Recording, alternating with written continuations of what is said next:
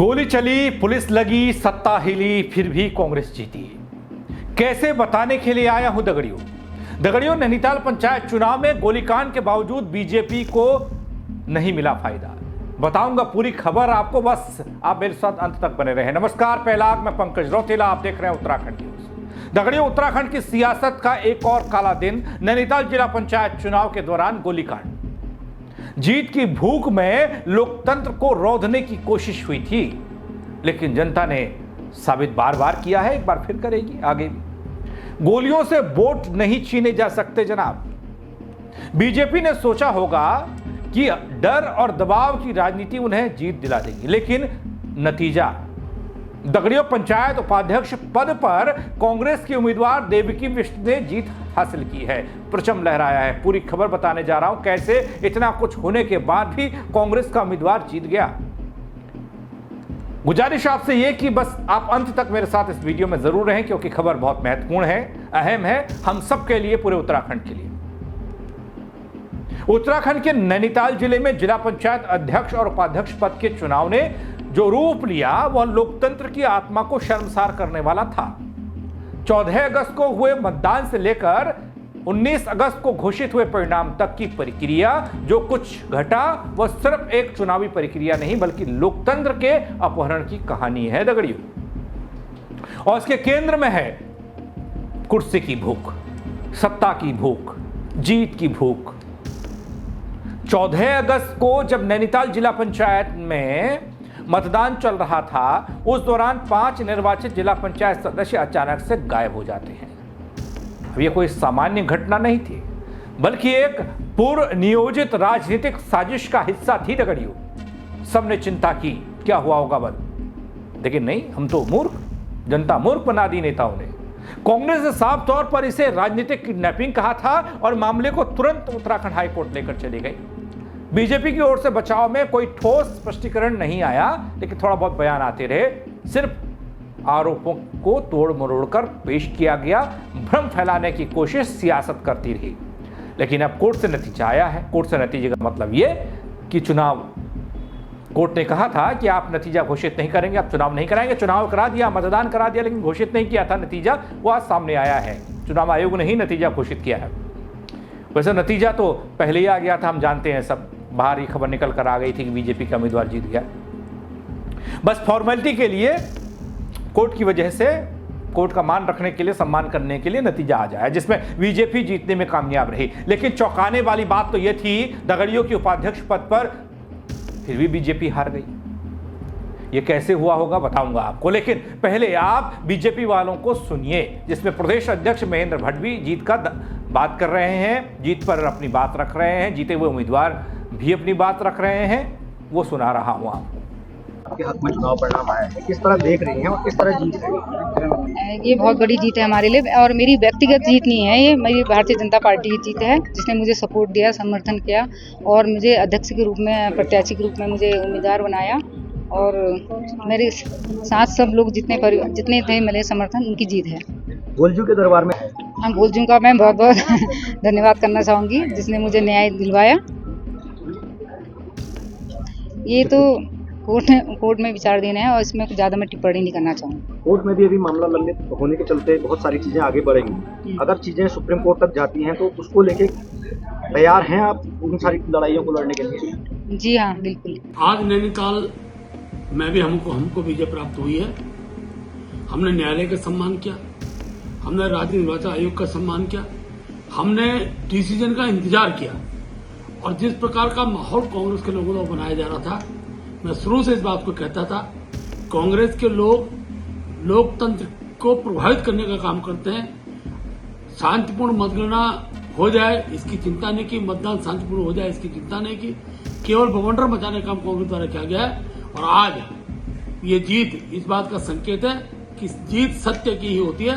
Bharatiya Janata party ने आज 12 में से 11 स्थानों पर विजय प्राप्त किया। इस प्रचंड जीत के लिए मैं उत्तराखंड की जनता का आभार व्यक्त करता हूं और भारतीय जनता पार्टी कार्यकर्ताओं का भी आभार व्यक्त करता हूं। हाँ, एक ऑडियो भी वायरल हुआ था दगड़ियों, सुना होगा आपने, जहां गोलियां चुनाव में चलती रहती हैं, बल कहा गया। हालांकि बाद में इसे एआई वाला बता दिया गया था। खैर, आगे बढ़ता हूं। और खबर पर आता हूं, एक तस्वीर दिखाने और बताने की कोशिश करता हूं। मतदान के दिन ही मतगणना हो जाती है लेकिन परिणाम की घोषणा नहीं होती, क्यों भाई? ये सवाल मैंने तब भी किया था और आज भी कर रहा हूं। इसका जवाब किसी ने अब तक नहीं दिया। बता दूं कि 14 अगस्त को नैनीताल जिला पंचायत अध्यक्ष और उपाध्यक्ष पद के लिए चुनाव हुआ था दगड़ियों, लेकिन वोटिंग के बाद उसी दिन निर्वाचन आयोग ने मतगणना करा दी थी। चुनाव परिणाम घोषित नहीं किया था, बल्कि चुनाव परिणाम सीलबंद लिफाफे में बंद कर दिया गया था, डबल लॉकर में रखा गया था। बहुत महत्वपूर्ण था, डबल लॉकर में रखा गया। हालांकि आज निर्वाचन आयोग ने चुनाव परिणाम घोषित किया और नैनीताल जिला पंचायत अध्यक्ष पर बीजेपी प्रत्याशी दीपा धर्माल को जीत मिल गई। दीपा धर्माल एक वोट से जीती हैं दगड़ियों, एक वोट से, महज एक वोट से। एक वोट से दगड़ियों जीत का मतलब आपको समझना होगा। 5 लोग गायब हुए थे या किए गए थे, वो वोट किसके हो सकते हैं? आप अंदाजा लगा सकते हैं। अगर वो कांग्रेस के साथ होते, थोड़ा इसे ऐसे समझिए, निर्वाचन आयोग के मुताबिक कुल 22 सदस्यों ने मतदान किया था, जिनमें से बीजेपी प्रत्याशी को 11 वोट मिले और कांग्रेस प्रत्याशी को 10 वोट मिले और एक वोट अमान्य घोषित किया गया। अब 5 लोग तो गायब ही थे, उनका वोट ही नहीं पड़ा। इस तरह दीपा धर्माल मात्र एक वोट से विजयी बनी। जिला पंचायत अध्यक्ष पद के चुनाव में मिली जीत बीजेपी के लिए बड़ी राहत हो सकती है, बीजेपी मान सकती है, क्योंकि पिछले कई दिनों से इस चुनाव को लेकर लगातार विवाद और आरोप प्रत्यारोप और तनाव की स्थिति बनी थी। यहां तक कि मामला उत्तराखंड हाईकोर्ट तक पहुंचा, जहां सुनवाई हुई। इसके चलते परिणाम आने के बावजूद कानूनी स्थिति साफ होने का इंतजार है। अब नतीजा तो आ गया, खैर नतीजा आया है तो आगे की बात होनी चाहिए। लेकिन एक चौंकाने वाली बात जो इस चुनाव परिणाम में थी वो ये थी दगड़ियों कि उपाध्यक्ष पद पर कांग्रेस का कब्जा हो गया।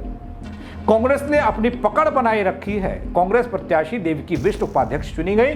नैनीताल में जिला पंचायत अध्यक्ष और उपाध्यक्ष चुनाव परिणाम घोषित होने से पहले सुरक्षा व्यवस्था को कड़ा कर दिया गया था। ये प्रशासन जानता था, पुलिस जानती थी कि भैया माहौल ठीक नहीं है।